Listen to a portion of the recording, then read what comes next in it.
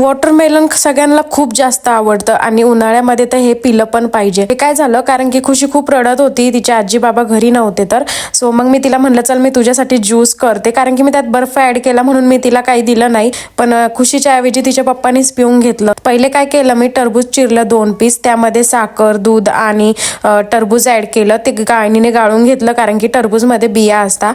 त्यानंतर ग्लासामध्ये घेतलं, त्यामध्ये रूअफजा, थोडं बर्फ आणि त्यानंतर सब्जा असेल तर तुम्ही ते पण ऍड करू शकता. आमच्याकडे भिजलेला नव्हता त्यामुळे मी नाही ऍड केला.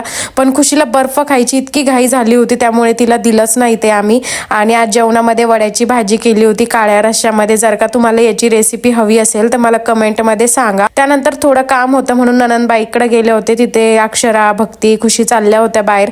सो ते बोलले की आम्ही खुशीला घेऊन जातो. म्हणलं ठीक आहे जा. मग घरी आल्यावर परत चहा वगैरे घेतला. आणि मी ही पॅकिंग कशाची करते मला नक्की कमेंट करून सांगा. काय वाटतं तुम्हाला, आम्ही कुठे चाललोय का काय जे काही असेल ते कमेंट करून सांगा. आणि खुशीला व्हेज रोल खूप आवडतो. आणि असा होता माझा आजचा दिवस. Bye bye.